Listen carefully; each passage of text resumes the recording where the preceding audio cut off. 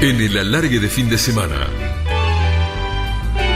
Cafecito con colegas. Chantas y en el fondo solidarios, más al fondo muy otarios y muy pioras más acá.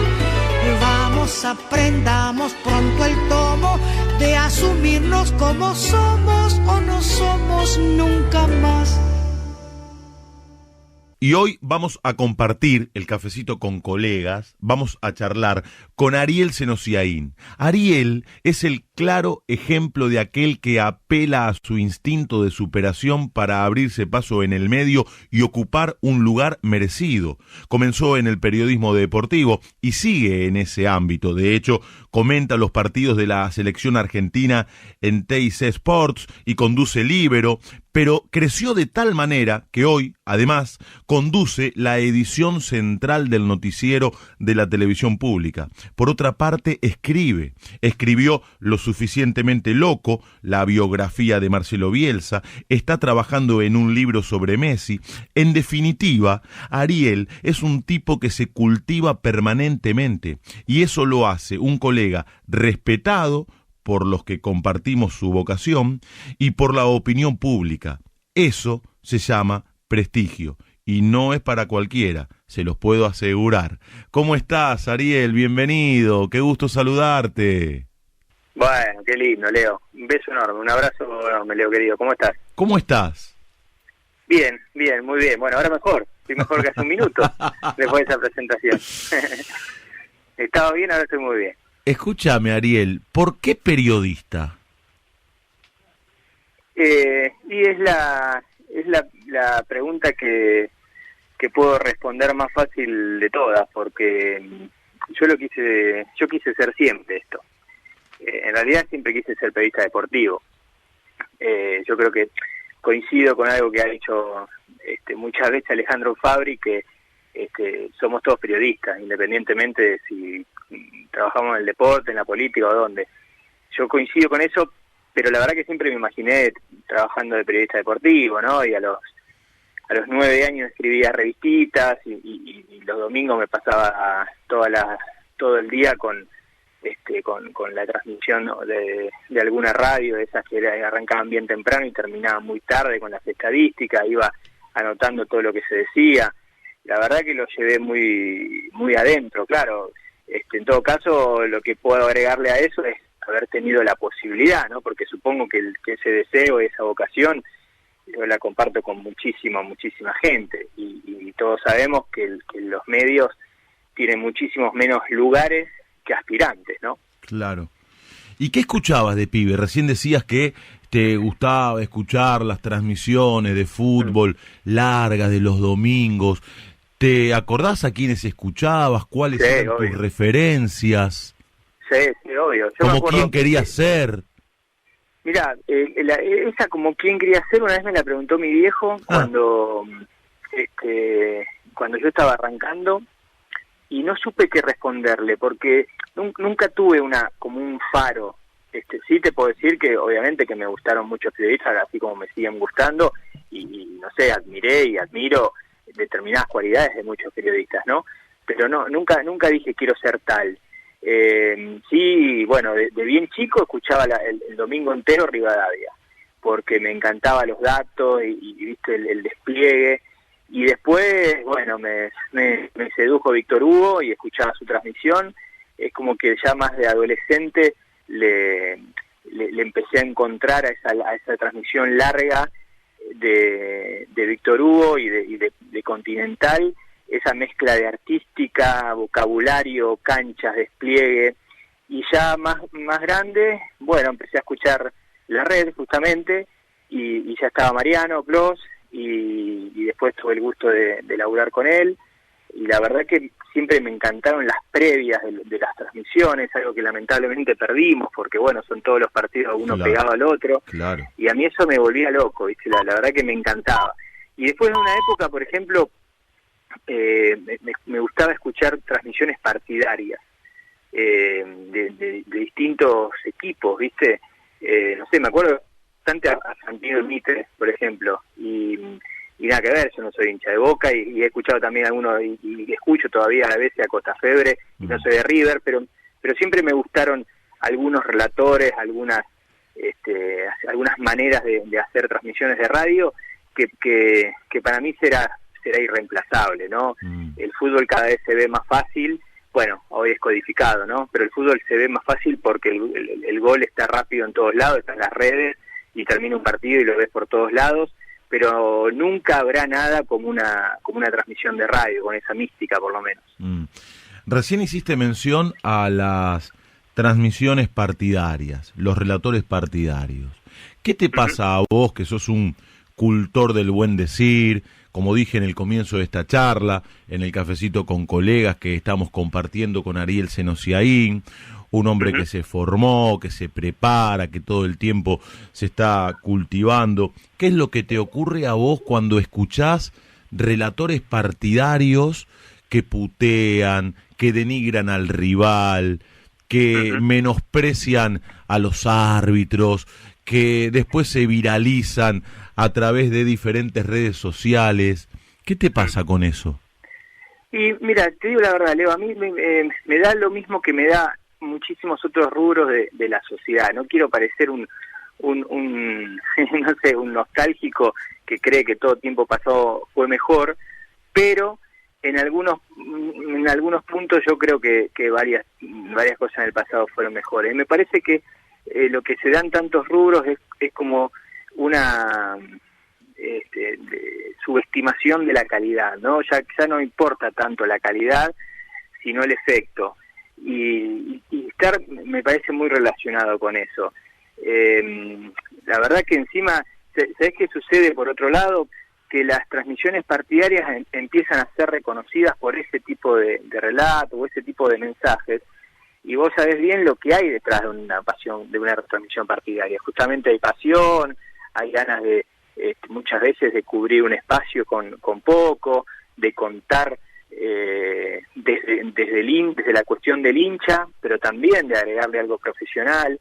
Y bueno, desde hace un tiempo yo creo que empezó a ser culpa de la televisión eso, con los zócalos, con el impacto, y pasó a la radio, donde la radio es otra cosa, ¿no? La radio es compañía, la radio es algo que se transforma en alguien, ¿no? Algo que se escucha y algo que lo tenés, que lo llevas en el auto, que lo escuchás mientras te bañás, que es la mejor compañía para el solitario, pero tranquilamente también puede ser parte de un grupo. Y bueno, en la medida que va perdiendo calidad muchísimo de lo que sucede en la vida, yo creo que es obvio que también pasa con el periodismo, y en este caso puntual en las transmisiones, ¿no? En algunas, obvio. Recién dijiste una frase como al pasar que define de alguna manera lo que ocurre en el medio. Sí. No importa tanto la calidad, sino el efecto. Es sensacional esa frase. Y refleja claramente, con pocas palabras, lo que estamos atravesando. Sí, no tengo dudas de eso. A mí me parece que hoy la comunicación está mejor que hace un tiempo, pero que los medios están peor. Es decir, al haber distintas maneras de comunicar, y hoy pibes de 20, 25 años quizás estén pensando en ser periodistas distintos a lo que imaginábamos nosotros, y para eso se nutren de lo digital, y la verdad que hay formas bárbaras a las cuales yo no llego. La verdad que lo reconozco como un defecto. Creo que los medios tradicionales han perdido esa calidad de la que te hablaba. Qué sé yo, si vamos a los medios gráficos, vamos a encontrar muchas veces tapas con títulos cuyo contenido después no está en las páginas interiores. Y bueno, repito, la televisión se genera muchas veces con una frase que impacta al televidente. Yo durante un tiempo largo no me bancaba la idea de que en los medios no es solamente importante lo que decís, sino cómo lo decís. ¿Por qué? Y porque justamente iba con eso, ¿no? Era como un fundamentalista de lo que decís. Y con el tiempo fui entendiendo que si no le agregás un buen cómo lo decís, lo que decís quizás pase de largo, pero era un fundamentalista porque yo veía y sigo viendo que muchos priorizan el cómo lo decís por cualquier tipo de contenido. Y la verdad que eso me da bronca, y me da bronca y me iba al extremo y consideraba que no hacía falta. Y bueno, hoy no te digo que yo no creo tener un personaje armado ni nada, ni me sale tener un personaje armado, pero sí entiendo que en los medios, sobre todo en los medios audiovisuales, necesitas un plus para que justamente el que te está escuchando o el que te está viendo pare la oreja. Ahora, solamente hacerle parar la oreja para decir algo no chequeado, para decir algo que le viene a la cabeza. Además, Leo, yendo puntualmente al periodismo, insisto, la generalización siempre es mala, ¿viste? Siempre es incorrecta porque es arbitraria, pero hay como un ABC que yo creo que se va perdiendo, que es justamente el chequeo de la información, el hablar por hablar. Bueno, nosotros tenemos una responsabilidad, una vez que se abre el micrófono no podemos decir exactamente lo mismo que dicen nuestros amigos y nosotros mismos en una charla cualquiera, ¿no? Claro. El que habla es Ariel Senosiaín, que está compartiendo el cafecito con colegas con nosotros en el alargue de fin de semana de Radio La Red. Vamos a retrotraernos imaginariamente a cuando eras pibe, a cuando escribías las revistitas que tenías 9 años, a aquellos domingos cuando escuchabas la radio. ¿Cuándo fue el momento en el cual, si es que hubo un momento, vos dijeras, yo quiero ser periodista? O tal vez no recordás un momento puntual, fueron varios, o quizá no, quizá se dio de manera natural. ¿Cómo fue ese proceso hasta que vos llegaras a decir, quiero ser esto cuando sea grande? Y bueno, tengo que ir ahí, ¿viste? Tengo que ir a esa época. Y esa época, te juro que son a los 10 años. Yo no me reconozco no me me siento un futbolista frustrado como pueden ser muchos periodistas deportivos. La verdad que nunca, siempre amé jugar al fútbol, el día de hoy que me sigue encantando, pero la verdad que más allá de alguna prueba circunstancial, mira, te doy un ejemplo. Una vez jugando en Mar del Plata, así con amigos, se me acerca un señor. En esa época yo era más rápido, ¿viste? Ahora soy un 5 cuya principal característica es no pisar las áreas. Pero sos muy joven. ¿Cuántos años tenés, Ariel? 40, ves como menos, ¿eh? Sí, no, pero ya pasa. O sea que vos llegaste a escuchar, recién hablabas de Radio Rivadavia, llegaste a escuchar a Muñoz. Sí, claro. Llego a escucharlo, sí, claro. Sí, obvio. Y todo, y Ayala, y bueno, y todo el equipo, ¿viste? Porque era un todo. García Blanco, y después trabajé con García Blanco, un señor, que también esa es otra, ¿viste? Como a las trayectorias hay que ponerlas allá arriba. Obviamente que ahora hay otro público y es otro lenguaje, pero gente que, gente que ha trabajado tanto tiempo en los medios no puede desaparecer de los medios. Pero bueno, ese será otro punto. Y yo y vino un señor, me dijo que él laburaba en Platense, si quería probarme, que él me abría las puertas, que no había una época de pruebas masivas. Y bueno, fui, tenía 15, 16 años. Y bueno, fui, y el primer día el predio se había inundado porque había llovido, entonces el técnico me dijo, sí, me dijeron que venías, pero bueno, íbamos a hacer solo gimnasio, venite el martes que viene. Bueno, listo. Hace una semana, el martes siguiente era feriado, no me habían avisado, el predio estaba cerrado. Fui el otro martes, me llamaron por teléfono, no, pero vení el martes que viene, lo hacemos. Yo, bueno, fui el martes siguiente, no me acuerdo qué pasaba, creo que jugaban un amistoso una semana, entonces yo no fui más, ¿viste? Entonces, eso, me lo banqué 3 semanas nada más. Claro. Yo creo que no hubiese tenido la constancia, creo que tampoco hubiese tenido las condiciones, ¿no? Tampoco voy a exagerar. Pero el tema es la constancia, y cuando a veces me toca hablar, ¿viste? O puedo hablar con alguna escuela de periodismo deportivo o alguna facultad, yo le marco 2 cosas, que esto es pasión y constancia. Si vos tenés pasión y constancia, bueno, alguna chance te aparece. Después está en uno poder aprovechar esa chance. Claro. Pero son esas 2 cosas. Yo reconozco que en el periodismo tengo y tuve muchísima más constancia que en la enorme mayoría de aspectos de mi vida. a los 10 años ya quería ser periodista, es una bendición esa. Y claro, y sí, no es habitual que uno de tan chico tenga claro lo que quiere el día de mañana. ¿Dónde te criaste? Y bueno, no tengo una... Viste que si la patria es la infancia, yo soy medio una pátrida.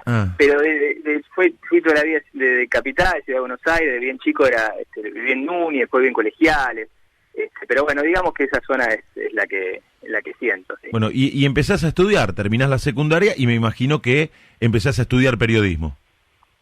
Claro, y bueno, eso fue en el 98, yo terminé la secundaria en el 97, empecé a estudiar en el 98 en el Círculo de Periodistas Deportivos.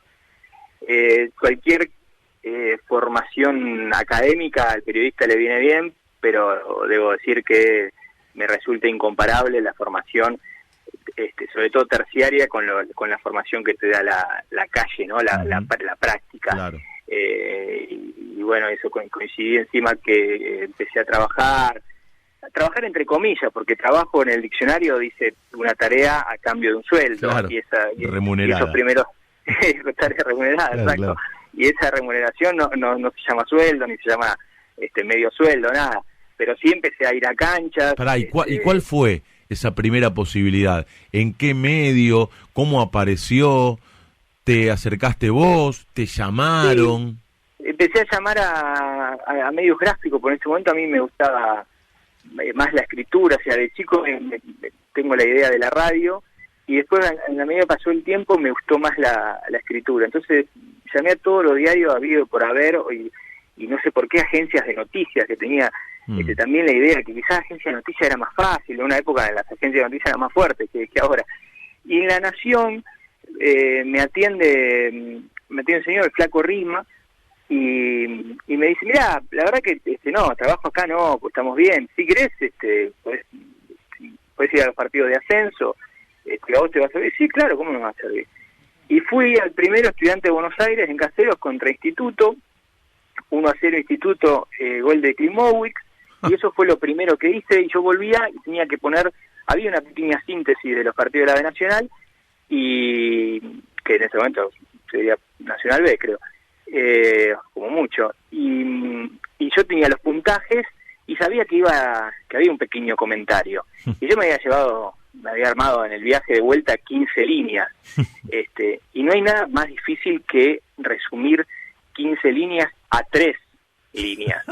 Entonces cuando me dice, bueno, déjame por acá lo que hiciste, yo le dejo toda la carilla esa enorme, no, pero fíjate hacer algo más corto.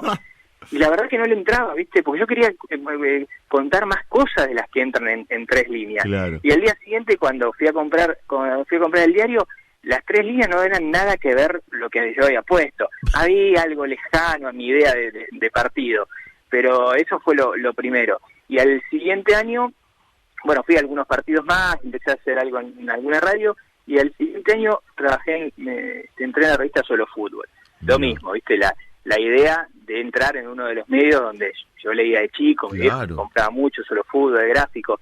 Claro, era una Solo Fútbol que se caía, lamentable. Bueno, si entré tan rápido, algo malo tenía que haber. Y lo malo, lamentablemente, es que ya estaba la crisis, estaba Sergio Castillo, de jefe de redacción, un histórico, un tipo que sabía muchísimo de gráfica. Sí. Y ¿ahí ya te pagaban o tampoco? Pagaban por nota. Ahí ya te pagaban. ¿Ese fue el primer laburo pago que tuviste?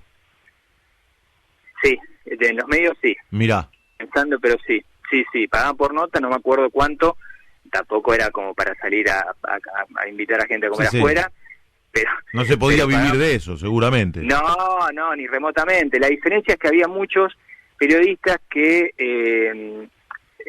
ya no trabajaban de solo fútbol, hacían otras cosas, entonces lo que hacían era cubrir partidos de fines de semana y quizás en la semana no estaban.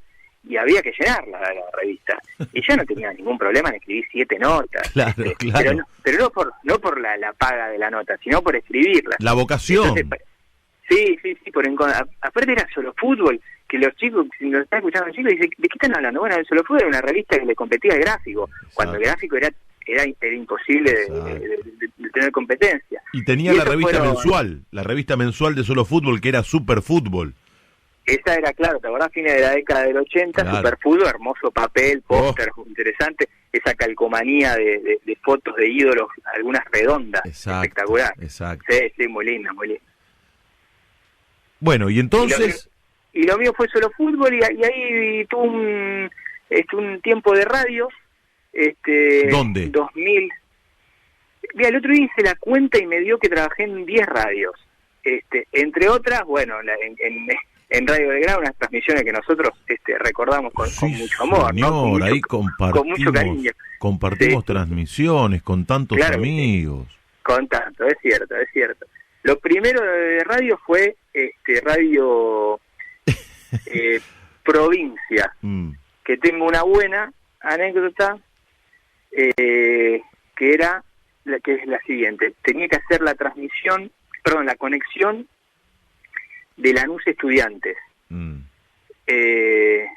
me acuerdo si era Estudiante, arriba, me extraña que sea Estudiante, porque Estudiante siempre la transmisión central. Bueno, era en la cancha de Lanús. Y esto fue en el año 2000. Y yo hacía me habían pegado mucho, me habían interesado mucho los Juegos Olímpicos de Sydney, y me llamaban todos los días, además en la radio, para decir algo de los Juegos, ¿no? Entonces me llaman en la previa de la transmisión, en un programa que venía antes de la previa de la transmisión, para que hablara de los Juegos, ya había terminado la jornada. Entonces hago un pequeño resumen, caminando, me acuerdo, bajé del tren, caminaba todas estas cuadras del tren hasta la cancha de Lanús, y en estas cuadras fui hablando de los Juegos Olímpicos. Cuando corto, miro el celular y se me había chupado la batería. No. La puta madre. Faltaba ponerle que viste el viejo celular, el ladrillón ese.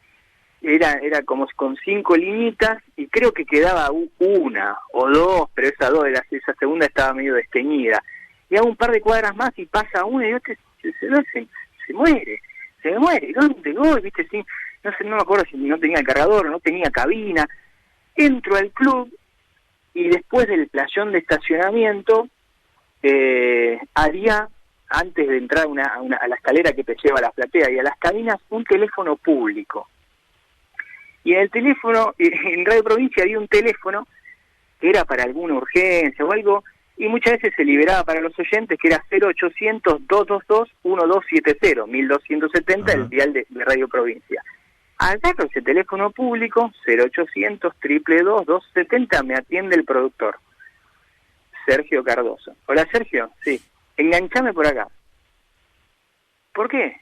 No, enganchame por acá, encontré acá un teléfono. Yo, bueno, listo, te engancho por acá, pero ¿te bancaste la transmisión? Sí, me encanta toda la transmisión.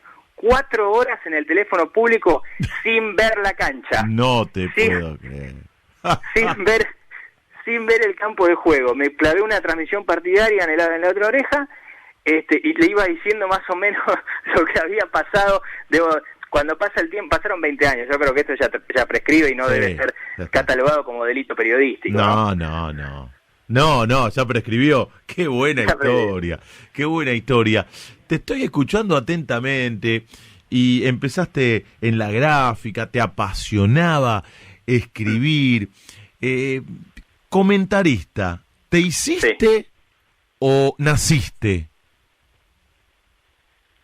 No, creo que nací. Siempre fue una de las cosas que más me gustaba. El otro día hablé con Miguel Simón en este cafecito con colegas, y él me decía que no nació relator. ¿No nació relator? Que se fue construyendo con el tiempo, que de hecho en radio, durante mucho tiempo, en Radio América, fue comentarista.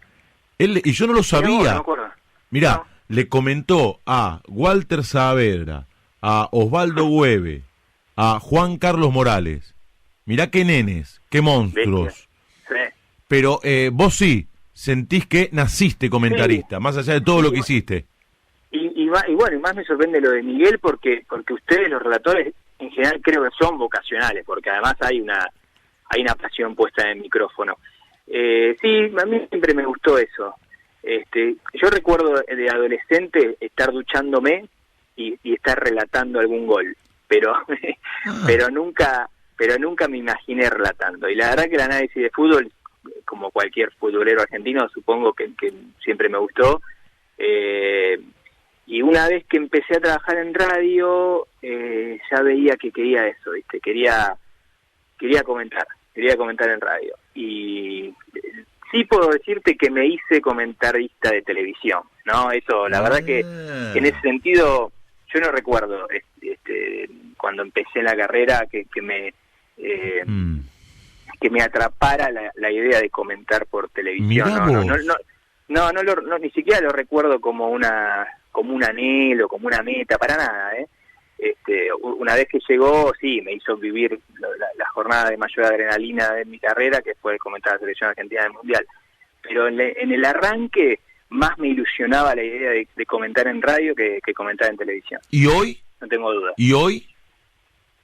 Y bueno, hoy me agarra por primera vez en mi carrera, no estoy trabajando en radio. Tal cual. Porque bueno, hasta marzo estuve trabajando en Continental, con el equipo Mariano, y cuando empecé a conducir el noticiero de televisión pública no me daban los horarios. Claro. La verdad que sí, igual me sigue gustando más, pese a que hoy no lo hago, el comentario de radio que el de televisión. A eso me refería, claro. Sí, claro. Si vos me decís qué es lo que más te gusta del periodismo, y bueno, ahí te voy a decir, me gusta un poco de todo, me gusta, justamente aspiro a un poco de todo, pero no hay nada que me genere la motivación que me genere un comentario de entretiempo o de postpartido en radio. Eso lo pongo por encima de cualquier cosa. ¿Y cómo lo manejas, Che? ¿Cómo manejas esta actualidad sin eso? Y estos 8 meses no me pasó nada porque no hubo fútbol. El último que había hecho con el querido Leo Gávez fue el del día de Boca campeón. Después se jugó una sola fecha de Copa de Superliga y recién este fin de semana está volviendo, así que te lo podría contestar dentro de una semana. Claro. Bueno, en todo caso aprovecho un poco para vivir, para la vida en familia, ¿no? Claro, que nosotros tanto postergamos los fines de semana. Está muy bien. Pero sí es verdad que nunca imaginé no trabajar los fines de semana.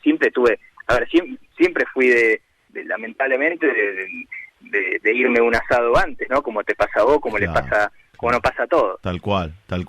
El que habla es Ariel Senosiaín, que nos está mejorando la madrugada, compartiendo el cafecito con colegas con nosotros, en la madrugada de Radio La Red, trasnoche de sábado, madrugada de domingo. Y a propósito del comentario, viste que los relatores nos armamos las planillas, nos escribimos algunas frases.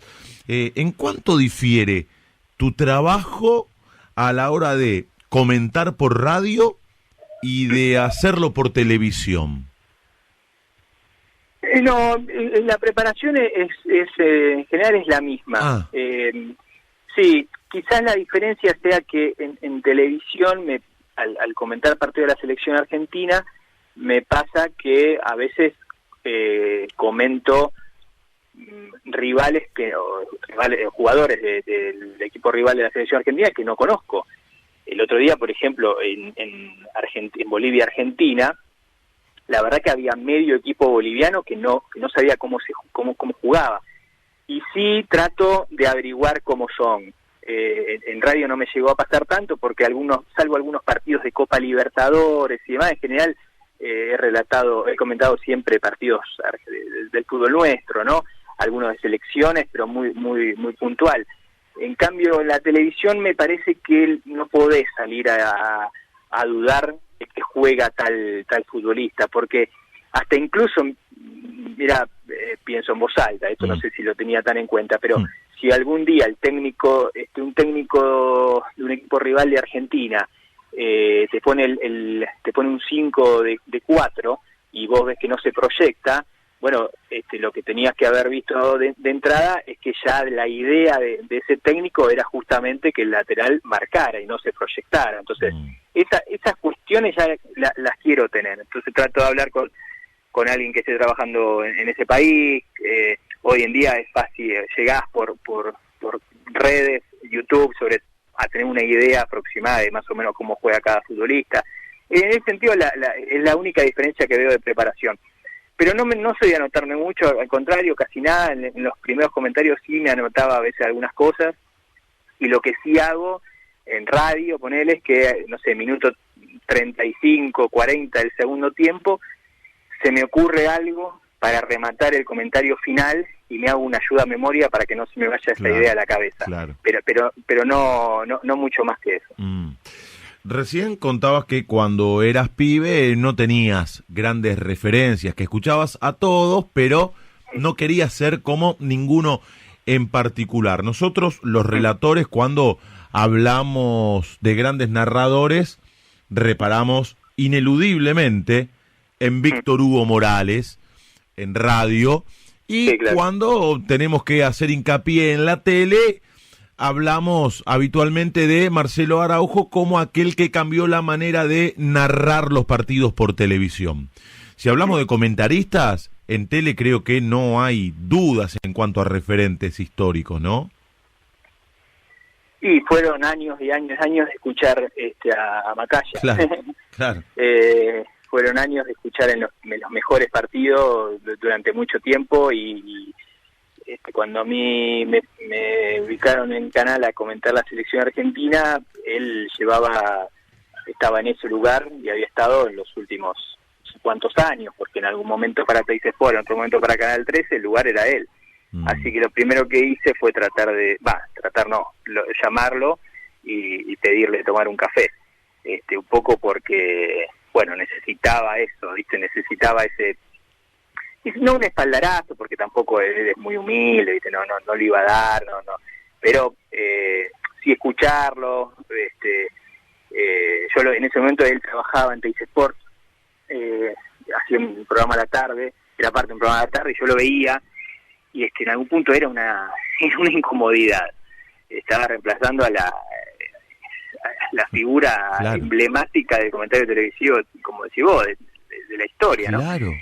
Y sí, me senté a tomar un café, la verdad, excelente, muy buena onda, con sus anécdotas, con su historia. Él me dijo ese día que a él le gusta más el comentario televisivo, el comentario radial. Mirá. Lo cual a mí me sorprendió porque me lo dijo nosotros estábamos hablando de la dificultad o la particularidad que tiene el comentario televisivo, que es la obvia, ¿no? Le estás diciendo cómo es el partido a alguien que ya lo está viendo.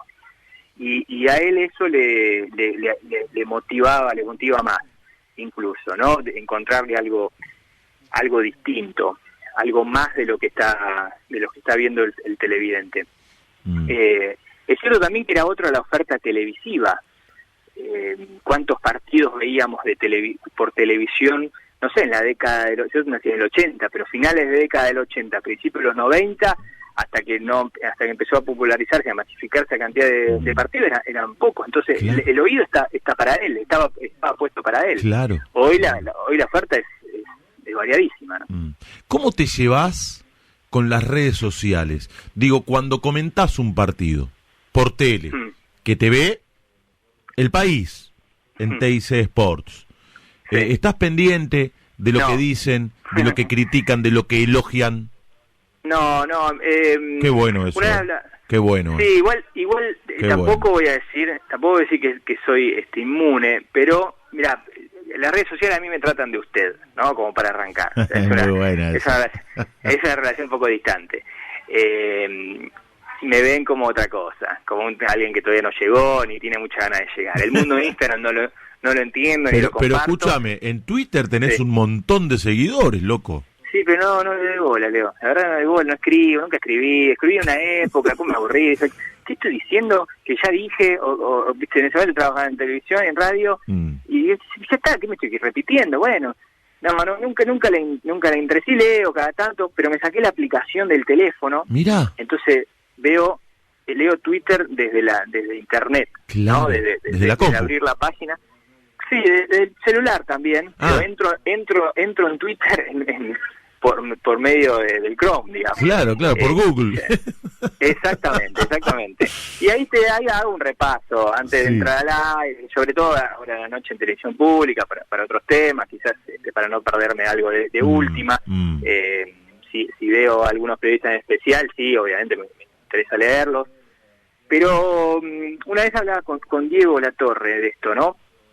Y él me dijo que a diferencia de nosotros, los exfutbolistas que pasan a los medios, se criaron o crecieron en ámbitos hostiles. Y es verdad, o sea, Gastón una vez fue a jugar al Monumental, u otra vez fue, no sé, un día habrá ido a la Bombonera después de aquello que hizo en Racing. Él hasta incluso se habrá agrandado en algún silbido. Claro. Y nosotros no estamos tipiados, concebidos así. Nosotros queríamos, nuestro ego, buscamos el elogio, y cuando empezamos a trabajar de esto, nuestros padres nos decían, qué bien que está, capaz que éramos un desastre de arranque, y nuestros amigos, che, es increíble, qué sé yo, y hoy volvés a casa después de un partido, y mi mujer me dice, bien, ¿entendés? Cuando del otro lado te elogian, y la verdad que el elogio de esa gente tuya, de los que amás, para mí es lo más interesante, ¿no? Cuando te encuentran algo, cuando te dicen, me gustó esto que hiciste, porque sabés que te conocen, que te ven siempre, que te escuchan siempre. Pero debo decir que en el arranque Twitter era un condicionante, y yo estuve durante 1 año y medio comentando los partidos en Telefe, de primera, era la última etapa de Fútbol para Todos. ¿Te acuerdas que al final lo abrieron? Me parece que fue cuando cuando asumió Macri, que abrió a los canales privados. Claro, transmitía Telefe, América. Claro, Telefe Canal 13, después se sumó América. Exacto. No sé si no tuvo alguno Canal 9 también. Y ahí tuve un River Boca, que me acuerdo, te lo voy a decir así como puedo decirlo en esto, que es una línea hermosa charla de café. Me habrán escrito 200 personas, 10 para tirarme alguna buena, 10 para saludarme, 90 para decirme antiboca, hijo de puta, y 90 para decirme antirriver, hijo de puta. Entonces, yo dije, no, pero algo está pasando. Claro. Y la verdad que es fuerte eso, porque no te das una idea. La televisión tiene otra caja de resonancia, y Twitter también es, hace poco leí algo interesante de Twitter, el único, o sea, vos vas a una obra de teatro, nadie está insultando al actor. Es cierto. Vas al cine, y si viene el actor de la película no escucha al público, nadie está insultando en voz alta al público. El único ámbito donde el público puede gritar, aunque sea en silencio, es Twitter, donde no solamente está permitido, sino que está promovido eso. Funciona como descarga, y quizás alguien te insultó el minuto 20 del primer tiempo, y después se le fue la calentura, y le dijo al amigo con el que usted quedaba escuchando el partido, che, no es para tanto, al final no es tan malo, pero a vos te mandó ese mensaje. Claro. A vos te mandó la mala, y sí, lo fue un condicionante en ese tiempo, y considero dentro de todo haberme curtido, ¿no? Habitualmente, Ariel Senosiaín, con él estamos hablando, es un tipo tranquilo, cálido, ameno. Esto se puede vislumbrar claramente al escucharlo contar su historia, su recorrido, pero cuando se enoja es bravo. Tenemos un amigo en común, relator, que me dijo que hubo veces en las que tuviste choques fuertes con algunos plateístas. Hasta me marcó un partido en particular en cancha de Boca, final, partido de ida, Copa Libertadores de América, Boca River. ¿Vos te acordás lo que pasó y de verdad te enojás tanto? Yo imagino quién fue, porque hicimos lindas transmisiones en estados finales. Te juro que no me acuerdo de la razón, sí me acuerdo que estaba caliente. Y me acuerdo, no sé si era uno que le pegaba al vidrio, a la cabina, al vidrio, me parece que era eso, ¿no? Yo no me acuerdo si con Leo Gad, este informante que tenés. No te puedo revelar la fuente. No puedo decir. No puedo. Yo no me acuerdo si fue ese partido, pero sí me acuerdo que hubo un partido que nos pegaba al vidrio, pero como si fuese un bombo. Pero escúchame, ¿qué les decían? No me acuerdo, pero tiene como una especie de ventilete al costado de la cabina de Boca, allá del vidrio por el cual ves la cancha, y la abrí por ahí y le dije, ¿qué es, hermano? Nosotros acá estamos trabajando. Pero era una locura porque verdaderamente no te podés concentrar, estás así y te pega. Es como pegarte, para que la gente entienda, es como para pegarte en el vidrio del auto, Claro. en la ventanilla del costado del auto. Mientras vos estás tranquilo yendo para adelante, estás tratando de prestar atención mientras manejas, alguien te pega en el costado. Sí, eso me acuerdo. No fueron muchas más, no creo que hayan sido muchas más. Creo igualmente que cuando se lo dije, ya después, si le pegó algo, le habrá pegado el cemento, le habrá pegado la butaca, porque a nosotros no nos molestó más. ¿Cuál fue el primer laburo en el que vos dijiste, la miércoles, qué bueno llegar acá? Que lo tomaste como un reconocimiento, ese laburo que te sirvió para mirar hacia atrás y decir, costó, pero valió la pena, mirá dónde estoy. No fue un trabajo en sí, porque quiero decir, no fue un lugar al cual yo iba siempre, no fue un trabajo que me dieron un sueldo, y sí fue cuando pude publicar aquel libro de Marcelo Bielsa. Qué buen libro. ¿Sabés qué? Lo estoy leyendo de nuevo, ya lo leí hace varios años, de verdad, Lo suficientemente loco, que es la biografía del loco Bielsa, hecha por Ariel Senosiaín. Y lo recomiendo absolutamente. Lo que no sé, Ariel, es si este libro se puede conseguir y, en todo caso, cómo se puede conseguir, si es que se puede. La editorial Corregidor tiene y vende. Yo creo que en algunas librerías hay, en otras no, porque el libro ya tiene 16 años. Es más, debo decir también que no está actualizado, le faltan los últimos 3 ciclos, digamos. Le falta Lit, le faltarán 3 ciclos. O sea, tres últimos trabajos, ¿no? Creo que llega hasta Atleti Bilbao, la última actualización. Y sí, fue a mí me marcó esa época porque yo ya tenía en la cabeza escribir de él, lo admiré siempre guardé cosas de archivo. Mira. Pero claro, había empezado a escribir y de repente queda fuera Una madrugada de 2002. Que el libro ya no le iba a interesar a nadie. Yo no lo tenía avanzado, ni mucho menos, pero ya lo tenía en la cabeza. Y esa madrugada, bueno, fue letal para tantas cosas. Y bueno, seguí, cuando lo ratificaron fue una sorpresa. Yo pensé que ya está, listo, es el ex técnico de la selección argentina, no voy a escribir un libro del ex técnico de la selección argentina. Yo tenía 22 años, trabajaba en radio, no existía para los medios, radio en menores, no me acuerdo cuál en ese momento.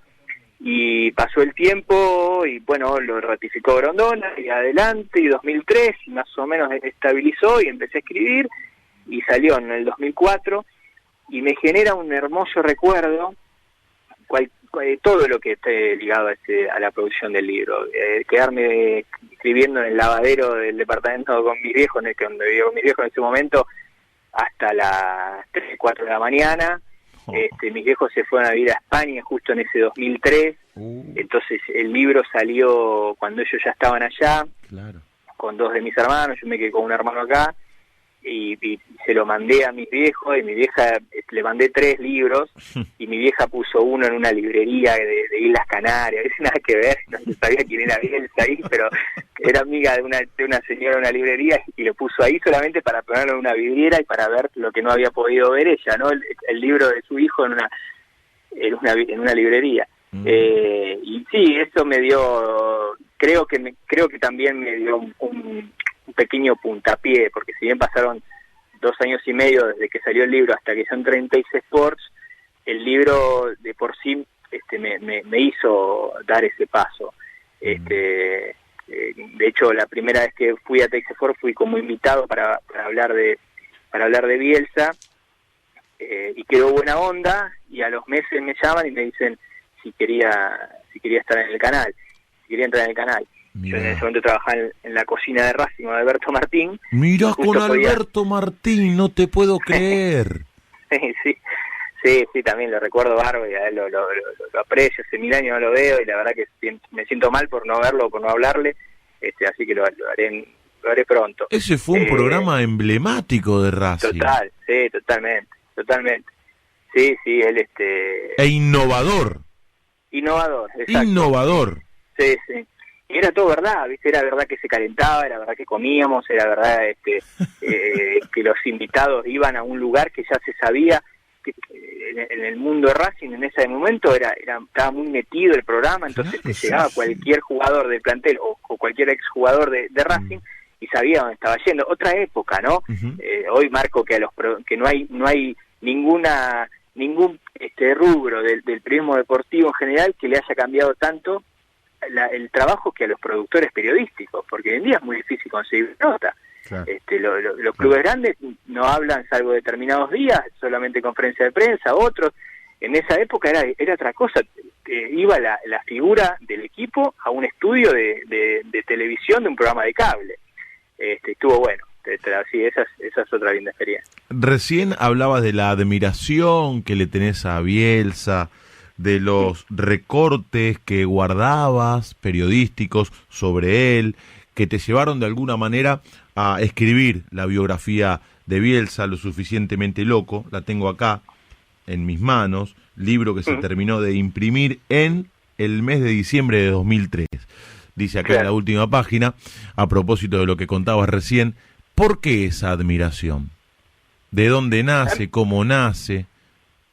A mí siempre me gustó él como fuera de serie en lo literal, ¿no? En lo que fuera de lo común. Sí. Hoy justo leía a Valdano que escribió lo siguiente, algo así como siempre consideré, escribió Valdano, que los equipos de Bielsa, no lo dijo con estas palabras, pero yo lo tradujo así, corrían demasiado y pensaban muy poco. El tiempo le dio la razón. El tiempo hizo a Bielsa ganador, como diciendo que hoy, bueno, encima está en la Premier donde se corre muchísimo. Claro. Y creo que en algunos otros aspectos también el tiempo le dio la razón. Obviamente que él carga y cargará para muchos argentinos con la cruz del 2002, una cruz que él aceptó desde el primer momento, que dijo, yo fracasé y soy el principal responsable del fracaso. Pero más allá de eso, de esa tremenda derrota, pero circunstancial, que fue una vez en la vida, fue tremenda y le va a durar para toda la vida, pero fue una vez. Más allá de eso, a mí siempre me gustó esa idea de formador, de la mezcla de lo apasionado y lo racional, de descreer de lo que no te viene desde los méritos, ¿viste? Él está criado por la madre en ese sentido, de no esperar que te llegue algo de casualidad, sino de ir a buscarlo. Entonces así juegan sus equipos, nunca juegan al error de un rival, siempre van a protagonizar. Después nos gustará más, menos, que corren, que no sé, que no juegan con 2-9, que esos son matices del fútbol, pero nadie puede decir que sus equipos especulan, al contrario. Y después me cautivaba el personaje para escribir, porque es un tipo verdaderamente distinto, un tipo que trata de usted a los jugadores, claro. Que tiene esa relación tan particular con los medios, que se cultiva en una familia muy cultivada, muy instruida, claro. Donde él se escapó de la casa para jugar en las inferiores de Newell's. Entonces el abuelo era un abogado prestigiosísimo, el padre también tenía su prestigio, la madre tenía su prestigio como directora de escuela, la hermana, mirá de dónde llegó, a ministra de la Nación, el hermano se iba a canciller de la Nación y otros cargos como funcionario, y él iba a director embajador de Chile, embajador en Chile. Embajador en Chile ahora, y yo creo que hay un gran embajador en la familia Bielsa, en otros países, que es él, que es Marcelo, porque él nos hizo quedar bien en Chile, él hace quedar bien, él nos hizo quedar bien en Bilbao, y hoy nos hace quedar bien en un condado de Yorkshire en Inglaterra. Es un tipo muy interesante. Después lo que se genera con el famoso bielcismo, de que cualquier cosa le elogia, bueno, ahí yo un poco me separo, ¿no? Tampoco me parece que sea una deidad, un tipo que hay que santificar. Sí me parece un distinto. ¿Qué relación tenés con él? ¿Tenés relación con Bielsa, con Marcelo? Y a una época tuve algo de relación. Porque es un tipo muy particular, sí, con respecto a las relaciones humaas. Sí. Sí, yo, digamos, cuando pensé en escribirlo, lo llamé, pude hablar, porque en ese momento trabajaba con Ángel Cuereza, en la radio, alguien a quien aprecio muchísimo también. Viste que las personas que te dan primeras chances, les guardás un amor eterno. Sí. Y Ángel, que fue árbitro, de los árbitros argentinos más importantes de la historia, en ese momento trabajaba conmigo yo trabajaba con él en una transmisión radial, donde él hacía sus aportes hablando sobre el árbitro, y a la vez era el encargado del predio de Seiza, de AFA. Y él me hizo el vínculo simplemente para mandarle para entregarle una carta, donde yo me presentaba y donde le decía que estaba escribiendo una biografía de él. Y él me la respondió por carta, obviamente, y que escrita por computadora, ¿no? Faltaba más. Y sin tutearme, obviamente. Claro. Y la guardo, la carta, es obvio. Mirá. Y la carta era una cosa protocolar para en 2 líneas decir, le agradezco mucho, pero yo no quiero ser parte de su producción, de su obra.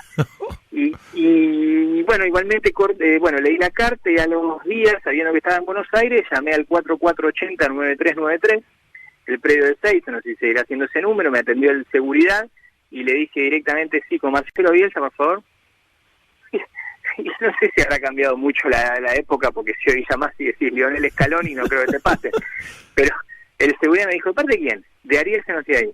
Y escuché una musiquita hasta que del otro lado escucho hola, una voz que yo creo que fue un hola de sorprendido. Es decir, claro. Este mocoso me está llamando. Marcelo, sí, Ariel Senosiaín, soy quien le envió la carta. Sí, ¿qué dice? Bien, ¿cómo anda? Bien. Seco, ¿viste? Sí. Seco. Marcelo, la verdad, yo le agradezco que me haya respondido la carta. Simplemente quería preguntarle por acá. Yo entiendo que usted no da entrevistas, pero esto es distinto. Yo quería sentarme con usted, hablar un poco. No, pero yo no doy entrevistas. No, pero esto no es para un medio, esto es para un libro. No importa, yo no doy entrevistas. Está bien, pero yo no lo voy a publicar en ningún medio convencional. Lo voy a publicar en un libro dentro de unos meses. No, pero está bien, pero yo no voy a dar ninguna entrevista. Bueno, en todo caso podemos hablar de su pasado, de su origen. No, para eso existe un archivo. Bueno, y la última, nunca entendí cuál es el valor de la biografía autorizada, pero caí en el lugar común y le digo, bueno, en todo caso, lo único que le pido es si me puede autorizar la obra. Yo no soy quien para autorizar, pero la verdad, y así fue increíble, así fue imposible. Claro, imposible. Imposible. Y después igualmente, bueno, he tenido algunos momentos con él, con una relación también de muchísimo respeto, pero no puedo decir ni que tuve gran relación, pero sí tuve algunos momentos donde viste que él es muy cauto y para qué romper esa cautela, pero es una persona que en la intimidad se muestra con algunas mismas características que en lo público, que es justamente lo reflexivo y demás, pero obviamente un tipo mucho más expansivo, ¿no? Hasta mucho más verborrágico de lo que parece. ¿Se lo hiciste llegar al menos el libro? Sí. ¿Te hizo alguna devolución? ¿O no? Sí, me hizo llegar que lo había leído y que lo había leído 2 veces. Mirá. Y que, sí, a ver, después yo lo que quería básicamente era decirle que él me dijera si había alguna mentira.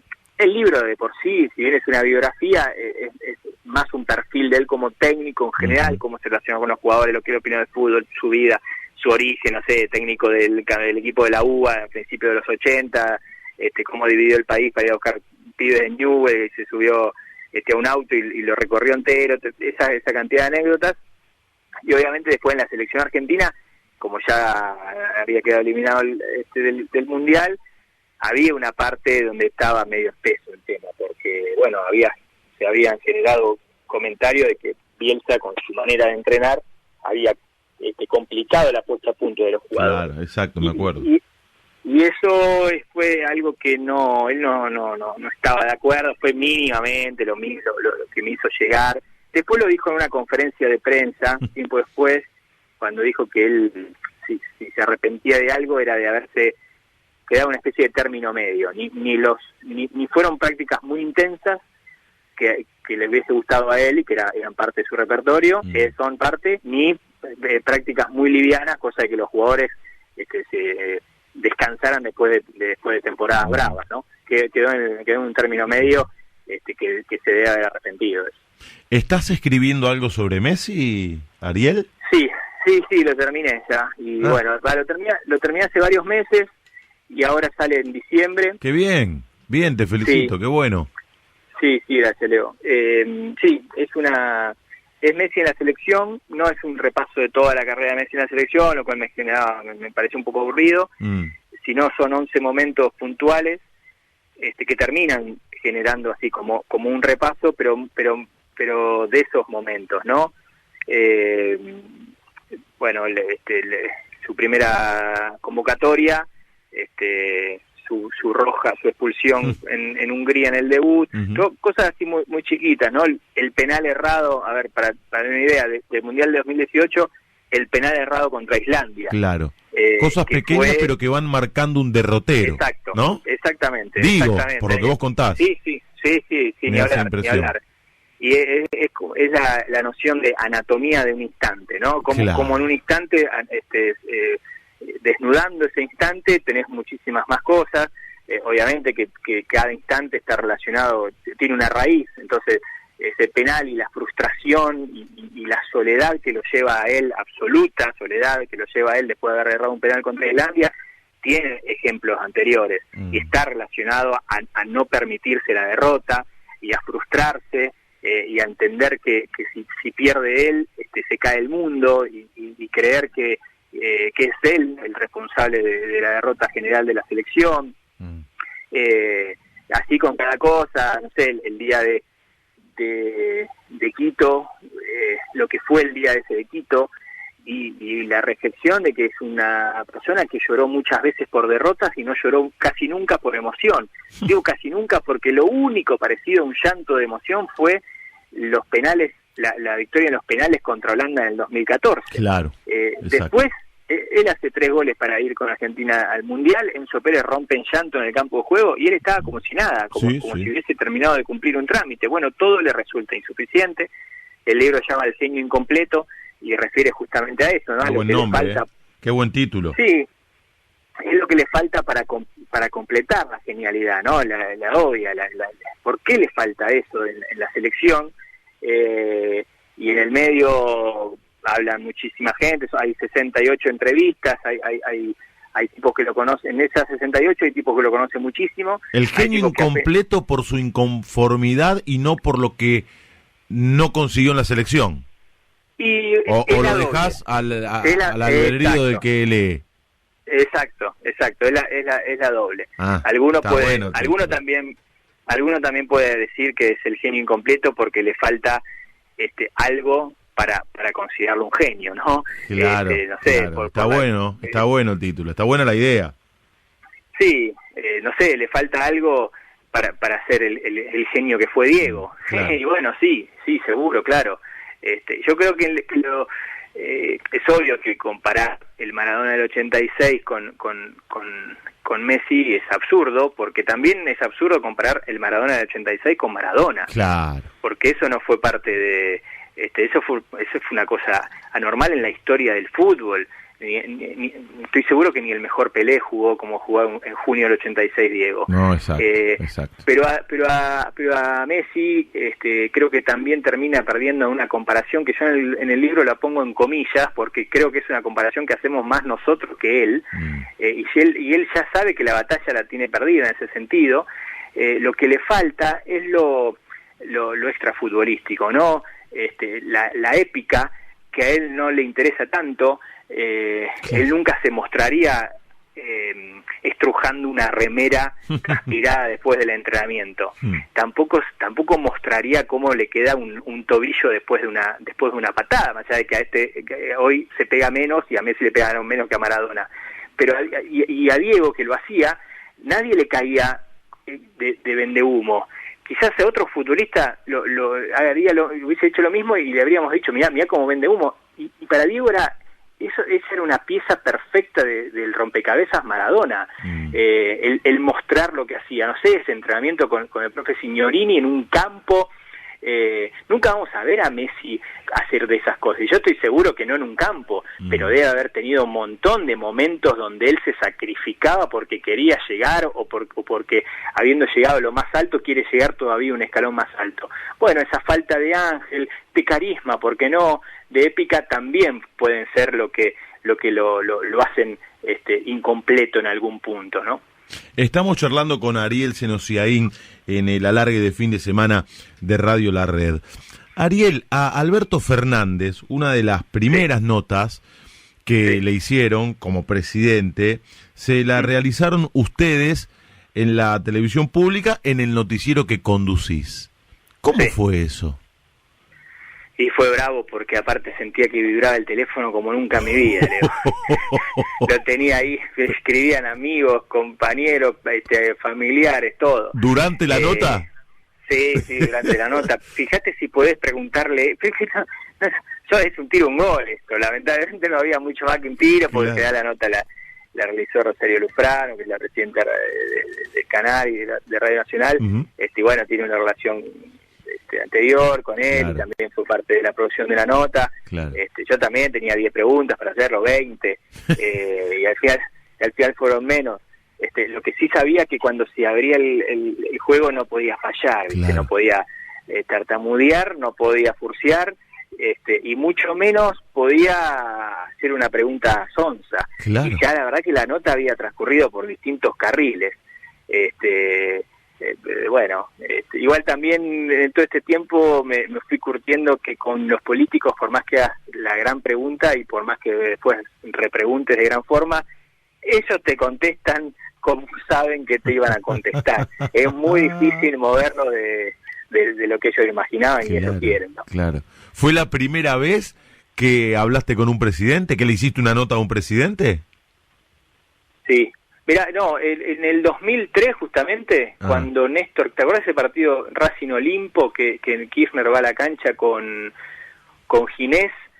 Hay un par de fotos ahí siempre que está en la platea. Yo lo abordé en radio, yo hacía transmisión partidaria de radio de Racing, y lo abordé, me dejaron pasar a un lugar donde sabía que iba a llegar. Hice lo que hacía Caiga quien caiga, ¿te acordás? Que iba generalmente a otra puerta. Pero fue un contexto diferente, ¿no? Me dio una nota por asalto, ¿no? Sí. Le dije lo último, le dije algo así como, le hice 2 o 3 preguntas de Racing y lo último fue, le pido un favor, gobierne para el pueblo. Y me miró raro, ¿viste? Digo, y después dije, ¿qué le dije? Una locura, ¿viste? ¿Una locura? Sí, pero gobierne para el pueblo. Creo que me dijo así como, sí, para eso vinimos. Y habrá mirado alrededor a ver si había algún cuchillo que me sacara. Pero yo sabía que tenía este momento y quería decirle algo más allá de por qué es hincha de Racing. Y sí, bueno, una entrevista así convencional fue la primera con Alberto Fernández. Después, un par de meses después, lo sacaron al aire en Teis Sport, en Sportia, y fui también, y ahí hablamos mucho más, y fue una locura, hablamos con más de una hora. Era un momento de... Fue una nota más futbolera, el tipo ahí se mostró como es. Futbolera. Claro. Sí. Plenamente futbolera, obviamente que todo muy llevado a qué pasaba, que el fútbol no arrancaba y cuando iba a Es cierto, arrancar. sí señor, lo recuerdo. Pero bueno, como también había sido un día de ollas populares, usando los clubes, también tocamos un poco del interés social, que yo creo que, el fútbol, el periodista en general nunca puede despegarse de eso, ¿no? Nunca puede olvidarse que somos parte de un pueblo, básicamente. Sí, exactamente. Por el contexto, por lo que contaste recién, eso de que el celular no te paraba de sonar, por tu rol de conductor en la televisión pública. Esa fue la nota, la de Alberto Fernández, la nota más difícil que te tocó hacer.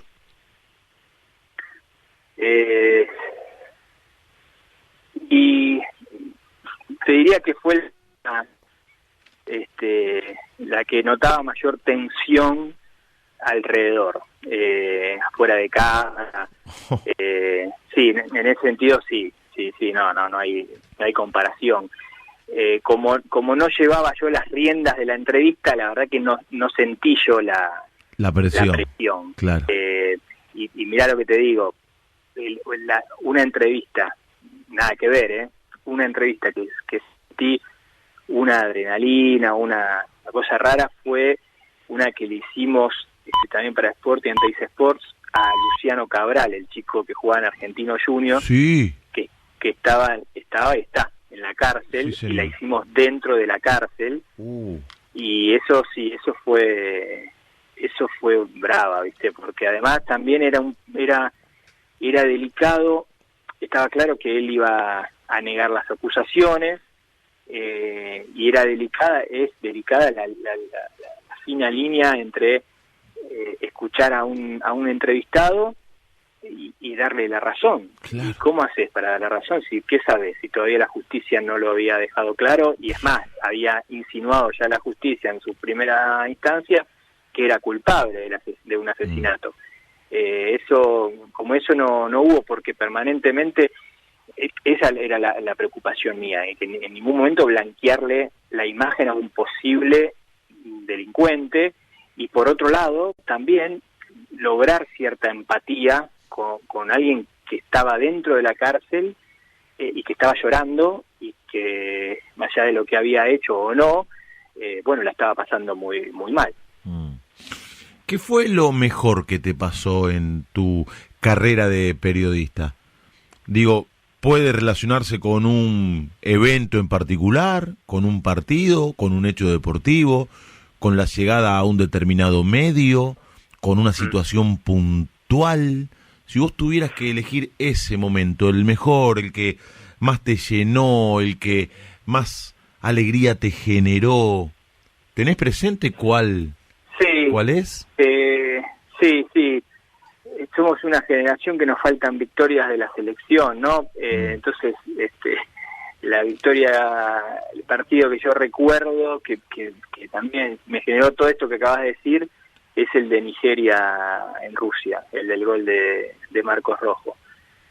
Por un montón de cosas, porque era quedar afuera y faltaba nada, y creer que era una selección para quedarse afuera, por cómo se dio, por saber que era un momento culminante, y por sentir que era una transmisión masiva, si bien también la transmitía en canal de aire, de televisión pública. Bueno, en ese momento estás allá arriba, y no querer ser parte de un golpe anímico tan fuerte, que para el argentino la posibilidad de quedarse afuera en primera ronda, y de repente se da así, en un país impresionante. Había llegado mi mujer un día antes a Rusia a compartir unos días, digo, lo que falta, que lo primero que pase es quedarse afuera. Bueno, eso fue el momento más emotivo. Recuerdo un post partido, porque el comentario televisivo no suele tener un comentario como la radio, ¿no? Donde el comentarista, si no hay un partido que arranca, tiene 5, 7, 10 minutos, depende cómo sea la radio, para hablar de lo que quiera. Y en ese partido sí se dio. Y bueno, en eso lo recuerdo, que estaba emocionado, la verdad que estaba emocionado, y eso es algo que también fui aprendiendo con el tiempo. Quizás de entrada en la carrera no dejaba liberar la emoción, ¿no? Y hoy considero que justamente, que si vos le estás hablando a un público emocionado, vos tenés que estar como ellos, sin hacer payasadas, ¿no? Claro. Sin desbarrancar. Sin demagogia. Exactamente, pero si te sale de adentro no lo tenés que tapar, no lo tenés que cubrir, y hasta incluso me parece que está bueno que salga de adentro, que no seamos solamente comunicadores de lo que sucede, sino que a la comunicación se le agregue sentimiento. Después, bueno, el gol de Diego a los ingleses y el relato de Víctor Hugo en ese gol se dio solamente una vez, y esas lágrimas, que habrán sido también muy sinceras de Víctor Hugo, son muy difíciles de replicar. Entonces no hace falta ir buscándolo permanentemente, ese gol, ese relato, ese comentario. Sí, porque quedamos en evidencia. Pero si te toca verdaderamente la fibra, y sí, déjalo correr. Y lo peor o la mayor frustración, desilusión, dolor, lo mismo. Puede estar relacionado con un hecho deportivo, con alguna situación en particular que te tocó vivir en el medio, en algún medio en particular. Mira, tendría que pensar mejor, la verdad que no la tengo clara. Nosotros estamos siempre sujetos a la aprobación o a la desaprobación, ¿no? Y quizás, bueno, eso sea también algo, no sé, tendría que recordar alguna parte, alguna participación mía, que haya generado una desaprobación y yo no imaginaba. Yo hacía un programa, busco esto para no dejar en blanco la respuesta. Yo hacía un programa una vez con Esteban Edul en Teis Sport que la verdad que para mí daba para que siguiéramos. Ajá. Y bueno, solamente duró un año y nunca me había pasado eso de, viste, que los programas duraran tan poco. Mira. Si fuese televisión de aire, diríamos, nos levantaron el programa. En cable está todo maquillado, matizado. Claro. Y la verdad que había funcionado dentro de todo. Daba a mejorarlo, sí, obvio, pero estábamos a gusto y sabíamos por dónde mejorarlo o dónde seguir haciéndolo. Y quizás eso, pero tampoco te puedo decir que fue una marca ni nada. Que yo rápidamente, no es que perdí el laburo. Claro, claro. Eso sí es bravo y ojalá que nunca me pase, ¿no? Que es tan difícil porque vemos colegas que pierden un laburo y la verdad que hoy en día los medios no están esperando las puertas abiertas para que esos colegas se reinserten. Es la segunda vez en la charla que pones particular énfasis en eso.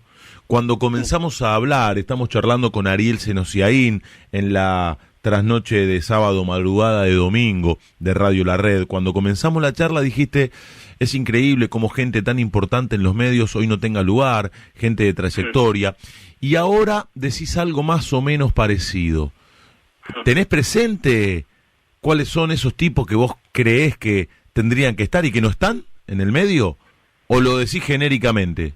Sí, lo digo genérico, pero lo que creo que falta en los medios, o por lo menos en los que trabajé, es algo así como una revisión, ¿no? De las cosas que se hacen bien y las cosas que se hacen mal. Y siempre me contaron algo que hacía Adrián Paenza en la época de fútbol de primera, que era juntar los lunes a la noche a todos, todos, periodistas, relatores, comentaristas, campo de juego, no sé si productores también, y les marcaba, después de haber escuchado no solamente fútbol de primera, sino las distintas transmisiones, que había que mejorar. Y eso me pareció siempre algo extraordinario. La verdad que nunca lo llegué a ver tanto. Sí, lo más parecido fue habiendo trabajado con Mariano mucho tiempo, con Mariano Clos. Bueno, él hace ese tipo de correcciones, ¿no? Va viendo, le marca a su gente. Pero en general yo veo que faltan los medios y me parece que eso sería una buena un buen lugar para que tengan los periodistas de trayectoria. Que ellos con su ojo y con su experiencia puedan marcar, que no sé, si es televisión, que graben y que le digan a un periodista, mira lo que dijiste acá. No sería mejor que lo digan de esta forma, fíjate que te estás zarpando, fíjate que te estás haciendo por este lado. Y en radio lo mismo, y bueno, en la gráfica lo mismo. Suertes de asesores de redacción o asesores de asesores periodísticos, paneles, claro. Asesores periodísticos. Es buena. No sé si a ellos les convencería, ¿no? Porque en nuestro ego siempre va a estar las ganas de hablar, de contar y de que nos escuchen, no de aconsejar. Pero quizá a alguno le puede llegar a gustar y estoy seguro que sería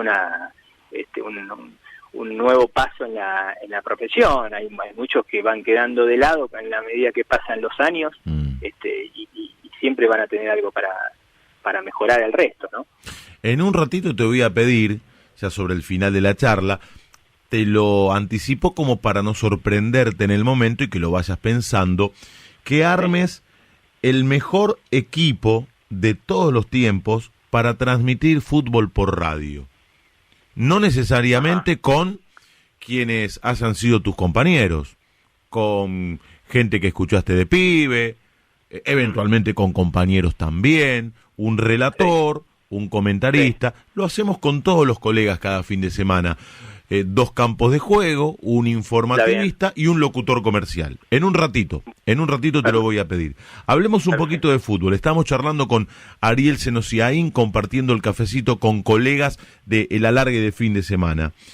¿Cuáles fueron los 5 mejores equipos que comentaste, que disfrutabas al ir a la cancha y tener que comentarlos?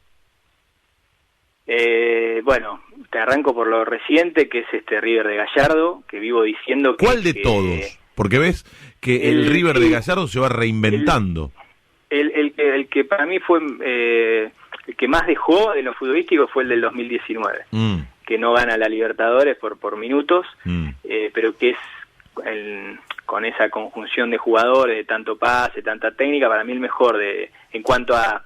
Quizá no tanto en la autoridad, ¿no? Que el 2015 tenía una gran autoridad, el 2018 era una mezcla de virtudes, pero el 2019, sí, la verdad que era, para mí fue el mejor, el mejor en cuanto a juego. A mí me queda la idea para hablar de una selección, la del 2016 de la Copa América, que bueno, fue interesante y yo le encontraba muchas veces cosas distintas, dentro de un estilo de juego muy marcado, muy característico, pero siempre había algunos matices, un cuidado en la pelota que me gustaba. No lo comenté nunca, pero bueno, no puedo no poner al cualquier periodista de nuestra generación, te va a hablar algo del Barcelona de Guardiola, claro, porque nos sirve para el análisis. No me pasó de comentar en la cancha, obviamente, y tampoco me pasó de comentar un partido por televisión Barcelona Guardiola, pero es el día de hoy que veo y que, no sé, muestro si puedo mostrar algo en el canal de aquel equipo por algo en especial. Claro, es una referencia. Es una referencia absoluta. Eso seguro. Y después... 2 más. Más acá te tengo que hablar de alguna otra selección y yo creo que para decir algo distinto del último mundial, a mí me quedó como que había ya un fútbol distinto, ¿viste? Claro, un fútbol más físico, un fútbol de recuperación y de salida. Entonces nosotros teníamos algo en la cabeza que después no era lo que terminábamos bien, un ideal de fútbol podíamos llegar a tener que no era el que estábamos bien. Claro. Bueno, ver en la cancha, no sé, a Bélgica, a Brasil, esas cosas te hacen algo distinto. Y después comenté el 7-1 de Alemania a Brasil, no en vivo, porque sí lo daba a la televisión pública, pero Teis Sport todos esos partidos los ponía luego, y es imposible, por lo menos ese equipo en ese día, no, lo tengo que poner porque recuerdo estar viendo algo que en ese momento definía, en un momento dije, esto no es un partido de fútbol, esto es un acontecimiento. Y bueno, así recuerdo eso, ¿no? Es un acontecimiento, y si vos me decís qué equipo te marcó alguna vez comentar, y ese equipo ese día, por lo menos. Y si hablamos de futbolistas, ¿tu top 5? Como hincha, como periodista, que los hayas disfrutado desde cualquiera de esos lugares. Y bueno, voy a hablar de los argentinos como de fútbol argentino como para hacerlo más un poco más reducido de análisis. Messi arriba de cualquiera. A mí me va a gustar un poco menos el fútbol cuando se vaya Messi, estoy seguro. O sea, voy a tener una motivación menos por fin de semana. Hoy no hace goles y a veces está fastidioso y maldigo haber visto ya lo mejor. Y bueno, por otro lado, ya está, tiene una edad donde ya vimos lo mejor de todos los futbolistas, pero lo pongo por encima de cualquier cosa. El Riquelme de distintas épocas que le vimos en Boca era algo extraordinario, que en ese momento no entendía cómo había periodistas que decían que era pecho frío, y era una cosa lujosa.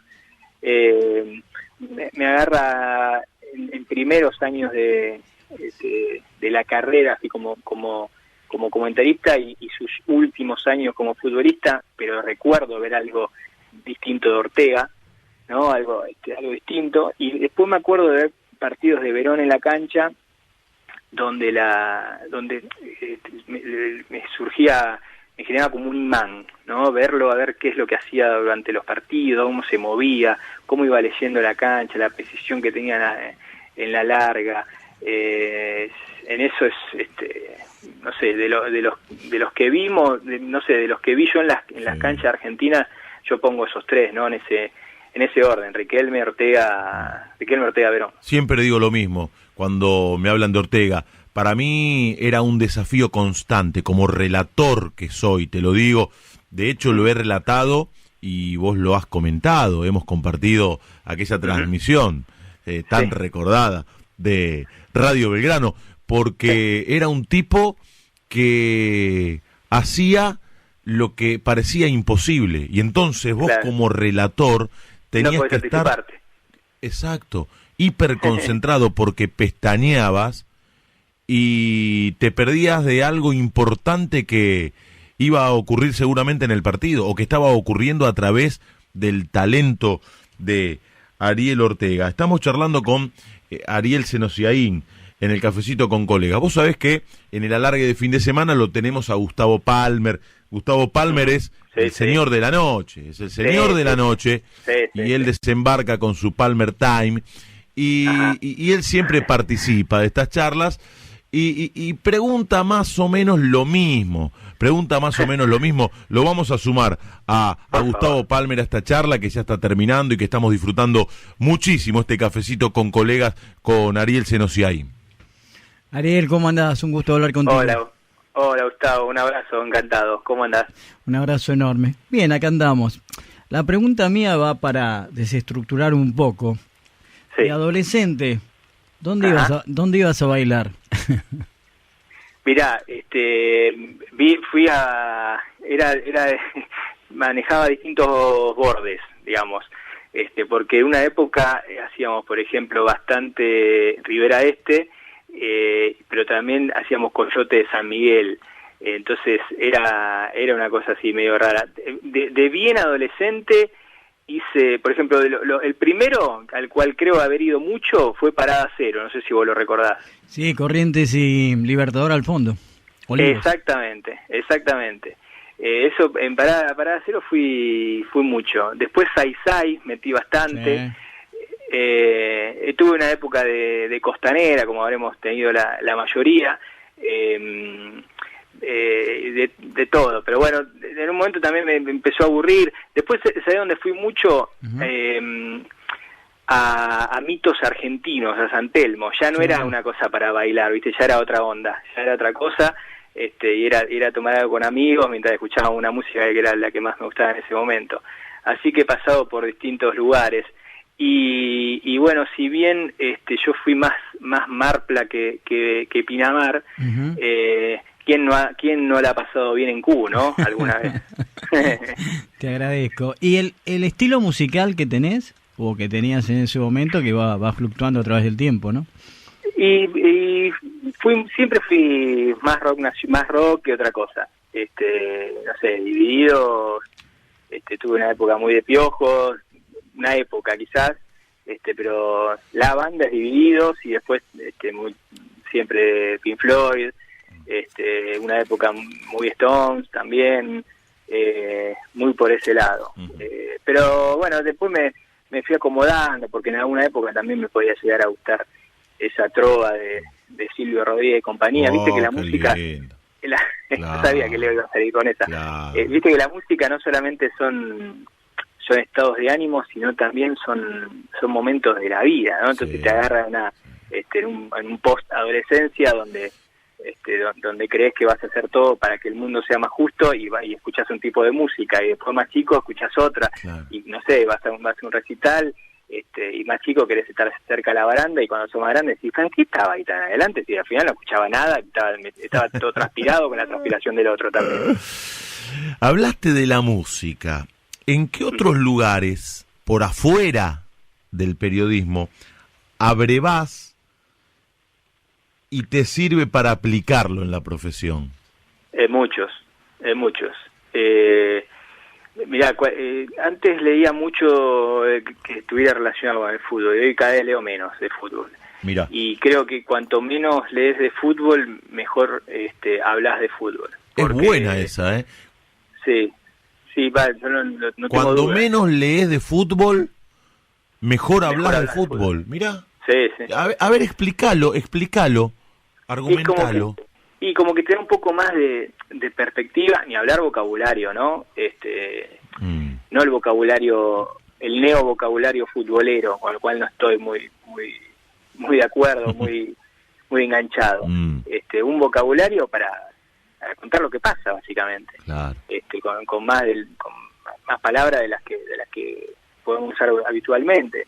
Eso por un lado. Segundo, te da remate. Remate de lo que decís. Nosotros estamos todo el tiempo rematando el comentario o un relato, en el caso de ustedes, ya sea una jugada de gol o algo mínimo o el cierre de transmisión. Sí, la lectura, a mí lo que más me da es eso.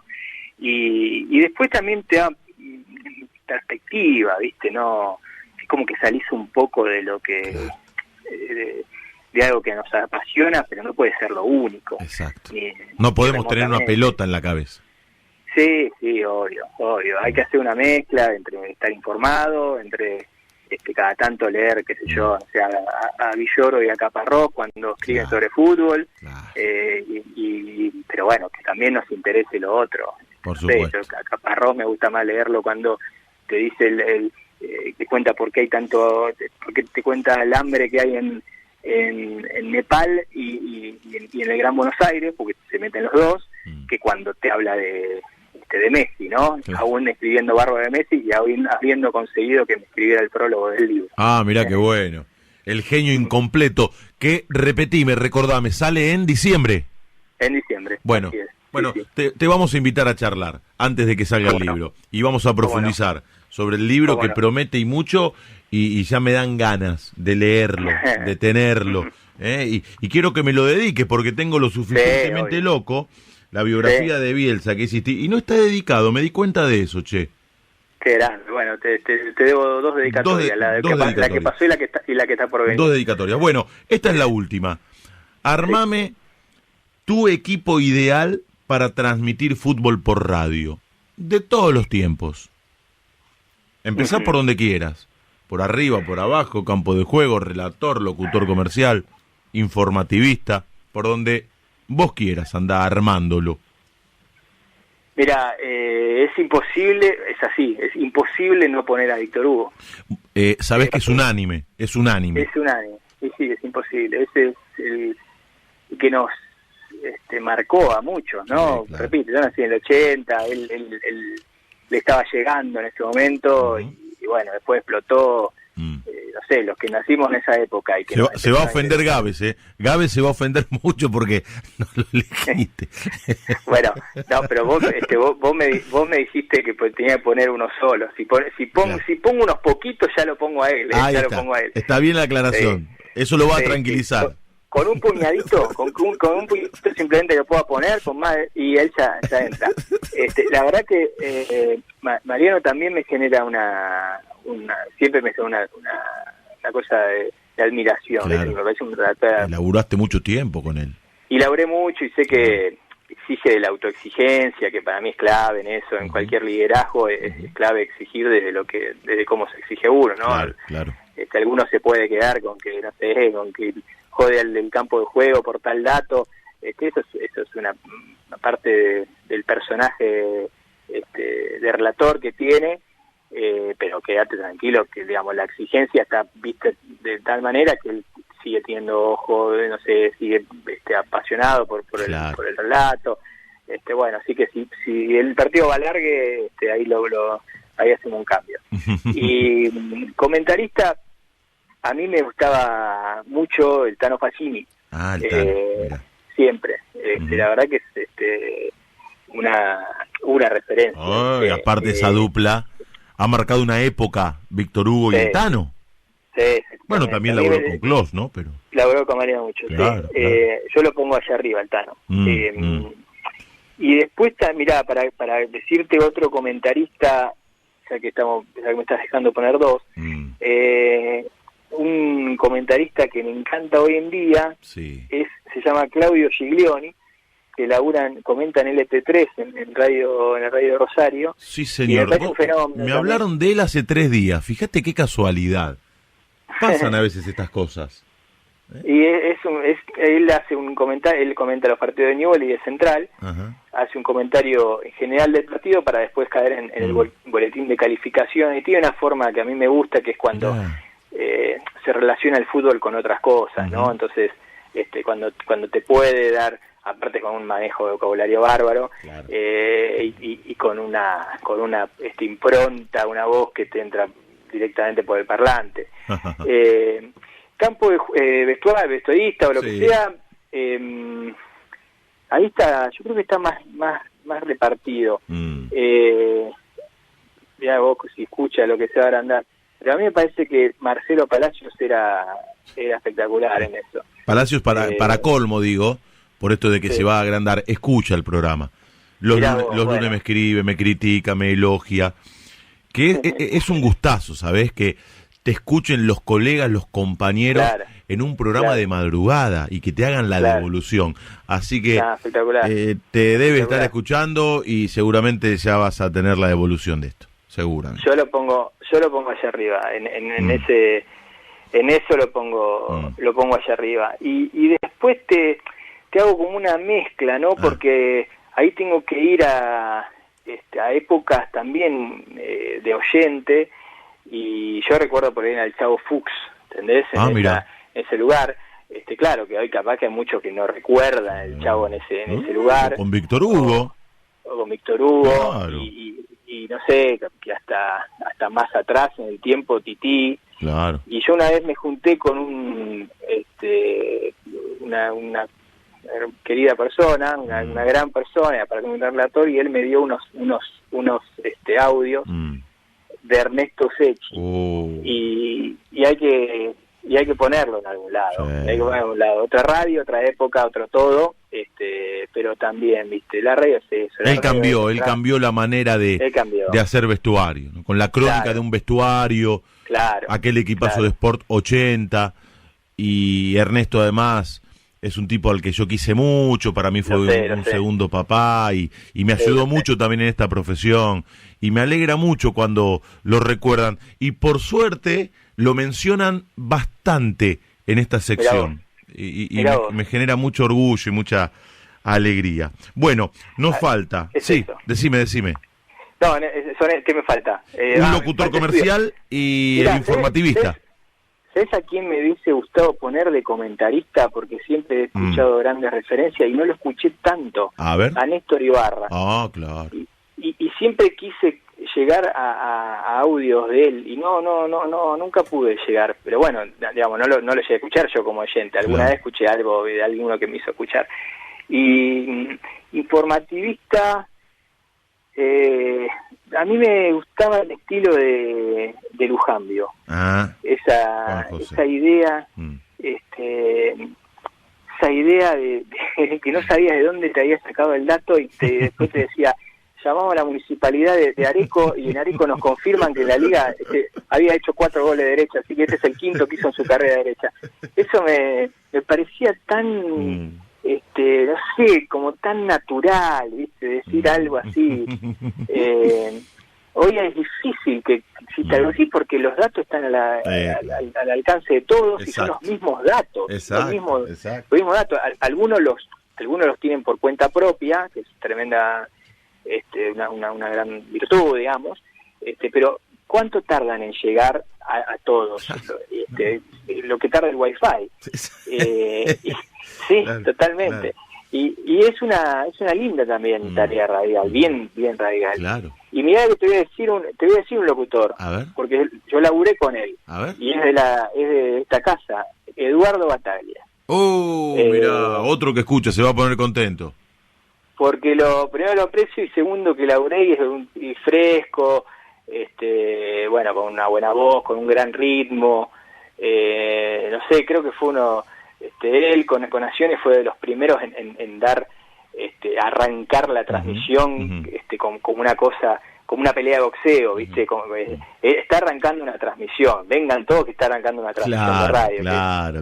Que está buenísimo. Claro, te mentí, te dije que esta era la última va a ser la que te formulo ahora, para que cierre el círculo, al menos por hoy, porque tu historia sigue y por suerte para nosotros que te admiramos y te queremos y para la opinión pública sigue. Pero para cerrar el círculo por hoy, nos contaste cómo empezaste, cómo desembarcaste en TIC Sports, cómo desembarcaste en la televisión pública, Ariel. Con Ariel Senosiaín estamos hablando. Mira, hacía 5 o 6 meses, quizás un poco más, que yo le decía a mi mujer, me gustaría aprobarme en el interés general. Y quizás el domingo a la mañana, en vez de repasar primero la tapa de Olé, iba a los columnistas de algunos columnistas en especial, Perfil, Página 12, alguno de Clarín, y me interesaba, y también me pasaba que escuchaba periodistas políticos y me indignaba, y algún otro me gustaba, pero lo que más me surgía era la primera vez que sentía el desafío, el año pasado, te estoy diciendo, durante el año, por primera vez el desafío de querer, de qué se trata, tan lejos estamos, podemos, bueno, hay decenas de ejemplos, ¿no?, que obviamente han podido y siguen allí, y bueno, una tarde de diciembre, nos estábamos yendo con mi mujer, con sus hijas, con mis hijos a una isla en Tigre,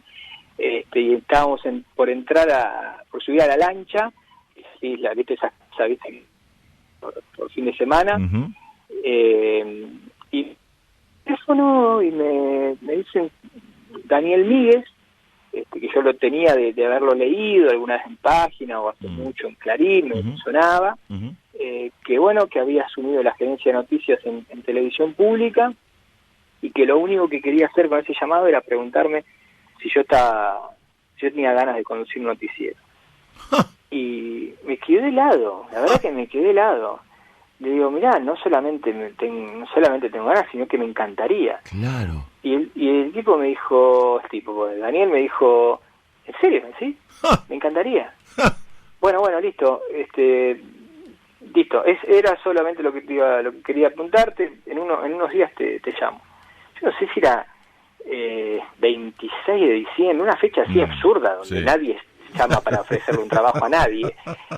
Y llamaron, a la semana me llamaron y nos juntamos. Después un problema con el horario, porque yo iba a conducir originalmente el del mediodía, y el del mediodía cambió el horario, entonces eso me chocaba con TIC Sport. En TIC Sport me habían liberado para que fuera, pero obviamente no me sacaban querían que siguiera haciendo el programa que yo hacía, y el programa es libre a las 2 de la tarde. Entonces tuvimos que pulir un poco, y surgió la idea de hacer el de la tarde, que iba a ser a las 7, y después pasó a las 8, y el primer programa fue de 2021, y el segundo programa fue de 2022, y ya quedó de 2022. Así que fue una cosa así, hace un año inesperada, hace 6, o a principios del 2019 inesperada, desde mediados del 2019 hasta finales del 2019 deseada, pero por la que nunca juro haber hecho nada, no llamé a nadie, no se me hubiese ocurrido a quién llamar para probarme en eso. Apareció y me encantó la idea. Ariel, qué gusto poder hablar con vos. Ojalá, lo digo de corazón, alguna vez volvamos a trabajar juntos. Me encantaría, de verdad lo digo, de verdad. ¿Cómo no? Y sí, bueno, a mí también. La verdad que Leo, que yo te recuerdo de haber laburado. Vos sos entre tantas cosas, sos un remador de esto, y la verdad que tenés absolutamente merecido los lugares que has ganado, los lugares que tenés en el relato, en esto, en lo ameno de una charla. A veces se le dice a ustedes los relatores, y eso es un poco como reducir el concepto, y vos sos algo totalmente completo, porque sos un tipo atrapante, con una voz que cautiva, un conocimiento general, y bueno, además un relator bárbaro, ¿no? Que eso lo demostrás ya hace no sé cuántos años. Así que sí, esto es una rueda, ¿viste? Vas, volvés, aquello que te despediste y decís, che, no, esta labura más con esto, claro, y al día siguiente esto en algún punto es chico. Qué gusto, Ariel. Ariel Senosiaín está charlando con nosotros. Nos demuestra que más allá de dónde se trabaje en el periodismo, se puede tener prestigio. El tipo trabaja en Teis Sports y en la televisión pública. Y es querido y creíble. Ariel, te mando un gran abrazo. Yo te mando un enorme. Gracias, Leo. Un beso enorme. Ariel Senosiaín pasó por el cafecito con colegas de Radio La Red en esta trasnoche de sábado y madrugada de domingo.